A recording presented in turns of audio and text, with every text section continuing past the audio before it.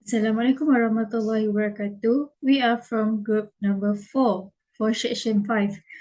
Today we are going to present the group assignment for BEJ10503 Analogs Electronic. So this is my group members. We are from Luqman Al-Hakim bin Muhammad, CE210045, Muhammad Shazul bin Cik Aziz, CE210003, and myself, Siti Nurul Fazlina binti Hassan, CE210139. So for the introduction, the frequency response of an amplifier describes the range of frequencies within amplifier operates with negligible effect of capacitors and internal components capacity. This frequency range can be referred to as the intermediate frequency. At low frequencies, coupling and bypass capacitors reduce gain. At high frequency, the stray capacitance associated with active device is lower profit. FET amplifier at low frequency, the reactance of the coupling capacitor and bypass capacitor affect the circuit impedance. The high frequency response capacitor of the BJT amplifier that affect the high frequency response are the junction capacitor.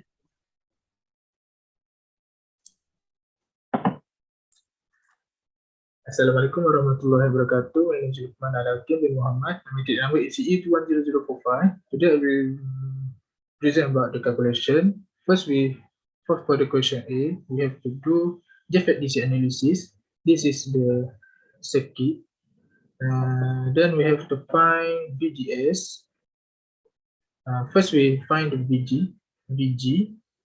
Sorry, here I wrote VGS, but we have to find VG first. Then we will get the VG value, which is 1.98 volt. And then VGS, to find VGS, we have to minus VG minus VS. And then for the VS, we use Ohm's law, ID times RS. Then we will get the last equation, which ID minus to 1.9 minus VGS divided by 1.2 kilo. This will be the first equation. Then by using the shortcut equation, say that ID minus IDSS times by 1 minus VGS divided by VP power of 2. This will be the second equation. Then we have to put the first equation here into the second equation to find the VGS. And then the last equation will be here, 30 VGS power of 2 plus 290 VGS plus 381 equals to 0. Then we will use calculator to solve this equation by using the equation, and then we will get the first value for VGS1 is negative 1.568 volt. The second answer we will get negative 8.093 volt. Then we use the graph to find the VGS by using the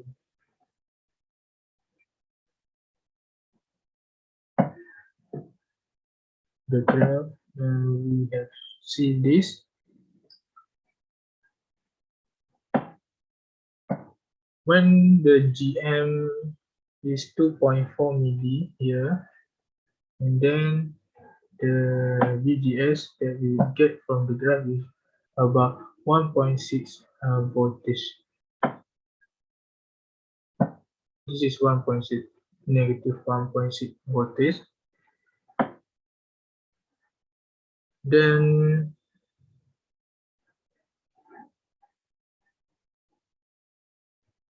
for the question B,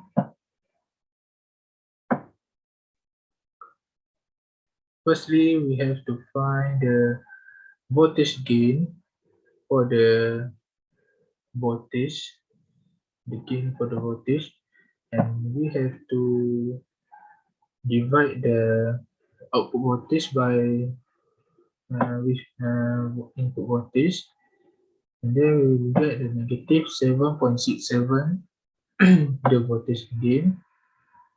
Then we have to find the RTH. We simplify the circuit by using Thevenin equivalent circuit, and then we get the 9.083 kilo ohm. And CMI, we get the capacitor for MI, we get 17.34 picofarad. Then for I capacitor I, we get for the CI we get 27.34 picofarad.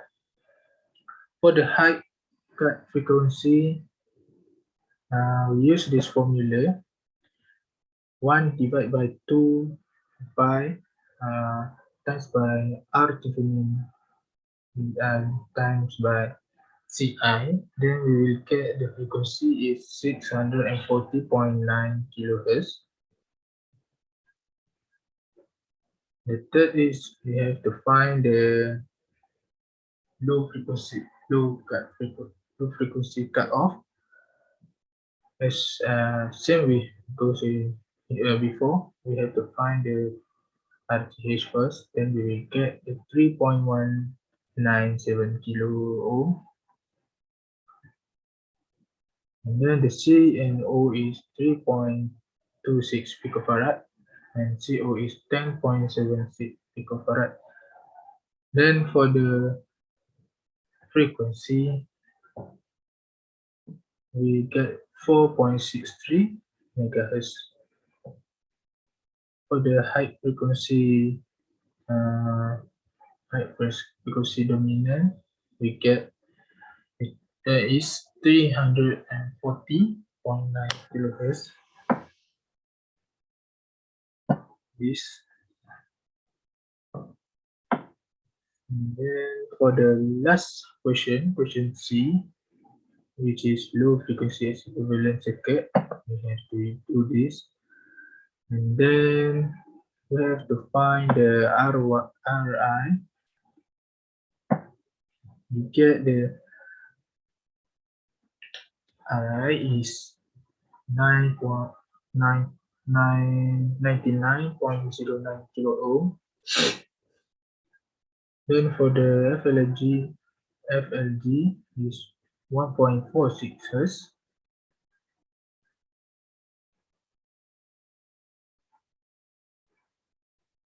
Okay, for the CC is we have to find the frequency for LC.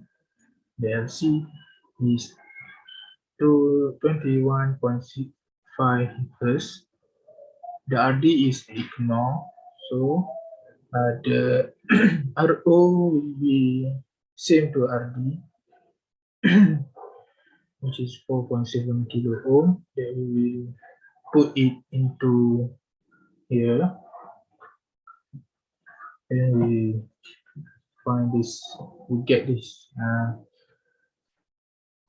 answer. Next, we have to find the C, find the C3.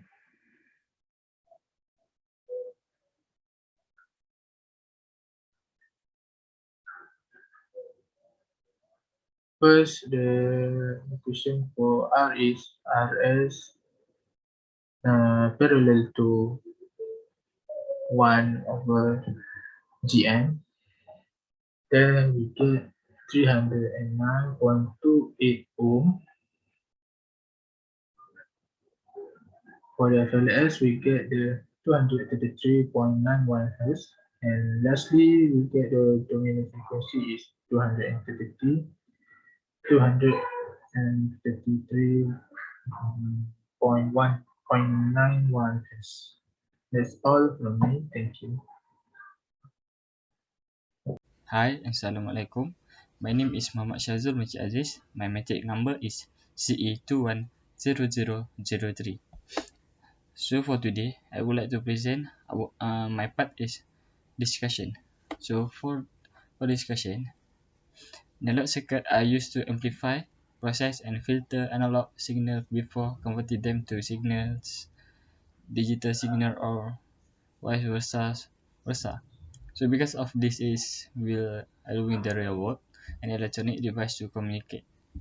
Analog signal are continuous, one of two reference, one or zero.